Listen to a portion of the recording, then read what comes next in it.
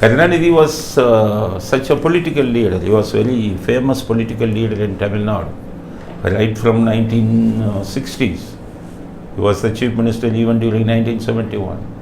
Such a very big leader like Karunanidhi, what he did was during 1996 election, he was displaying, he was arranging posters wherein it has been stated that please vote for Mr. Karunanidhi, who is the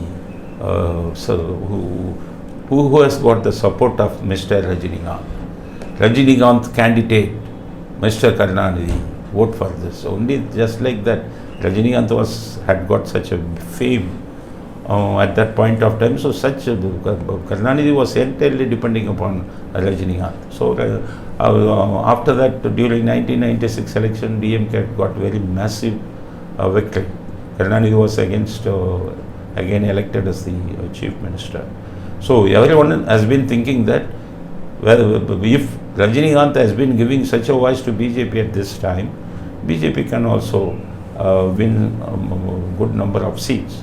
But that may not be accepted, because this view cannot be accepted, because during 1996 DMK had won not only because of a voice given by Rajinikanth.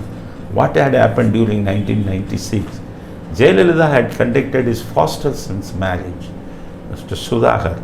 He had declared that Sudhakar was his foster son, He had conducted a lavish marriage for Sudhakar. And that was exaggerated by the DMK family TV, Sun TV, wherein it was giving misinformation to the public.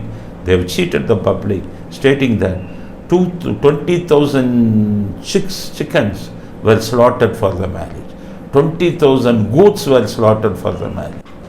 So by giving all such false information through Sun TV, DMK had deceived the people of Tamil Nadu, and misinformation has been spread about Jayalalitha regarding her foster son's marriage.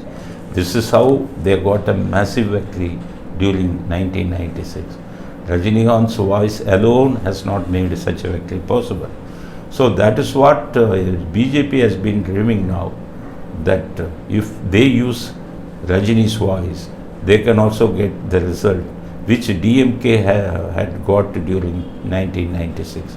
But my gut feeling is that cannot happen, because Rajinikanth cannot have such a magic at this point of time, because there is a change of political scenario in Tamil Nadu. So Rajini's magic will not work. Now everything, what has been going on, most of the people do not know. All the Rajini cadres have been secretly instructed to join in BJP. They have been joining in BJP, most of the Rajini's cadre. Rajinikanth is giving secret orders to his cadres to join in BJP.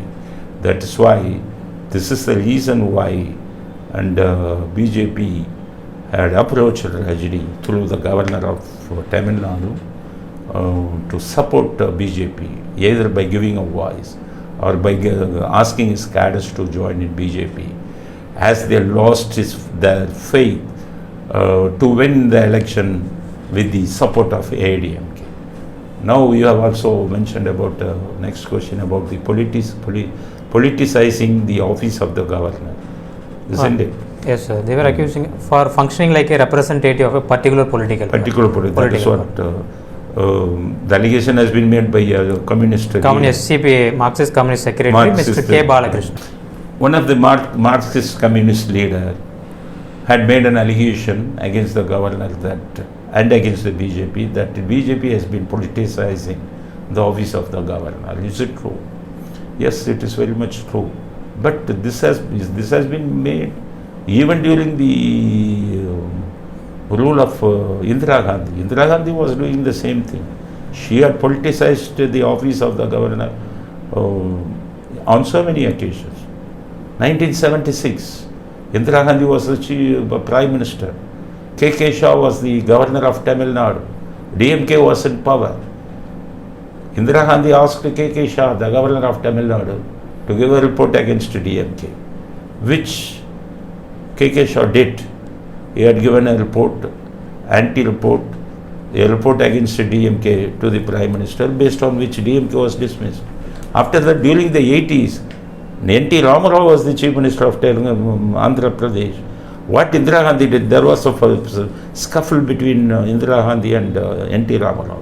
What Indira Gandhi did is, she was asking the Ramlal, the governor of Andhra Pradesh, to give a report against the N.T. Ramarao.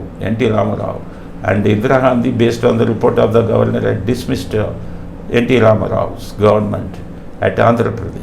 Same thing had happened in 2006 when Karunanidhi became the Chief Minister, and when Congress was the ruling party government. Karunanidhi was pressurizing Sonia Gandhi to act a particular person, to appoint a particular person, Surjit Singh Parnala, as the governor of Tamil Nadu. So the office of governor has been politicized even from 1976 to till date. So just like that, BJP has also been utilizing the post of governorship for political gains and for political bargains and for political reasons, which is not good for the country, because the office of the governor, they are the constitutional entity. They have got a separate powers. So they should not involve in all such political games. And the BJP also involved in such nasty political games. And we strongly condemn BJP for politicizing the office of the governor, because Rajinikanth himself had admitted that he had talked politics with the governor. He had also informed that Rajinikanth had also talked with the press reporters that they had talked about the 2024 MP election, which means that they had talked about the politics. Governor on its own will not talk about politics with Rajinikanth. Unless and otherwise he had got instruction from the BJP top leaders, he would not involve in such political games. So BJP has been trying to use the office of the governor for political reasons, and we strongly condemn, we express our strong condemnation to the BJP for politicizing the post of governor. I would like to ask one more question. So why do you think that BJP need this kind of gimmicks to win an election in 2024? Because the reason why I am asking is, when you look in 2019 election, so they want 350 plus constituencies, more than enough to form a government without any contribution, formidable contribution from the southern states. With the help of northern state itself, they won the election and they formed the government. So still they are having vote banks in the northern parties, particularly in UP and Maharashtra. They still retain their position over there strongly. So same thing can happen in 2024 as well.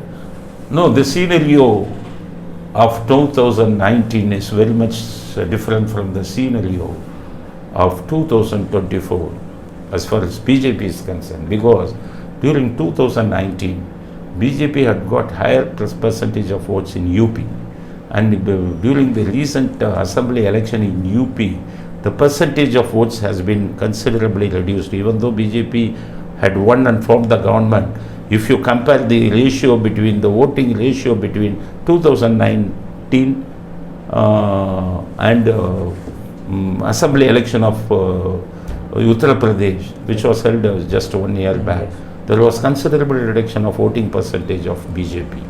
So even in UP, BJP cannot expect to win as number of seats as they did in 2019.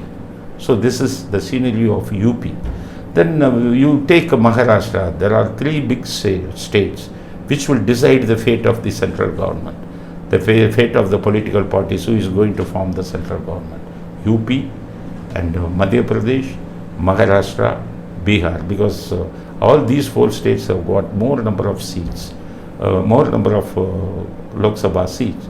So in UP there is a reduction of percentage of votes for BJP, and in Maharashtra during 2019 BJP had got alliance with Shiva Sena, so say they have got higher number of seats, but this time they have antagonized Shiva Sena, and now Shiva Sena will be contesting separately. So definitely BJP cannot expect the same number of seats which they won during 2019. That cannot happen. So then you take the next state of Madhya Pradesh. Even Madhya Pradesh Congress is equally strong with BJP. So Madhya Pradesh also BJP cannot expect more number of seats. Then Bihar, the recent development, you all know the recent development. Nitish Kumar a formidable ally of BJP, has now come out of the BJP, and he is now joining hands with Lalu Prasad Yadav, our party, and he is also joining with Congress with the help of Congress and Lalu Prasad Yadav's party, and Nitish Kumar had formed a government. So from Bihar and from Maharashtra and from UP, BJP cannot expect the same number of seats which they won in 2019. That is why they want to concentrate, they want to consolidate their base in the southern states. Even you take the southern states, Kerala 0, and Andhra Pradesh 0, Telangana 0, and what is that, Tamil Nadu, only they can win only in single digit. Even in Kanyakumari you see Radhakrishnan, Pon Radhakrishnan, and he had miserably lost during the last MP election. So even with the alliance of the ADMK. So except Karnataka, southern India has also, BJP has not got a base, good base in southern India. That is why they want to concentrate in Tamil Nadu as they lose their base in Bihar and Maharashtra. So that is why they want to formulate some political games. And I don't feel that in Tamil Nadu they can get, even if they ally with the ADMK. ADMK cadres will not vote for BJP, will not vote for Modi, because they have made such a nasty game in the fame of IT rights. They should have made IT rights only against the DMK, because they could have made IT right in Stalin's house. They could have made IT rights in Udayanithi Stalin, because Udayanithi Stalin has been investing thousands of crores in Tamil cinema. Not only that, now he is going for investing in Hindi cinema. The income tax rate could have made a right in Udayanithi Stalin. BJP could have done that. And what about all the leading political leaders? One of the leader of DMK there, he had invested 25,000 crores in Sri Lanka. Where is the what the income tax has been doing under the BJP government? They have not made any rights against their formidable enemy, but they have been making rights against their close friends, close ally. That is EPS supporters. All the EPS supporters have been targeted. So definitely, even if they ally with the ADMK, they will fail miserably. That is why they are trying to find a new political partner, and they are trying to use whether Rajini's magic will work as in 1996. Thank you, sir. Thank you for your thoughts. Thank you.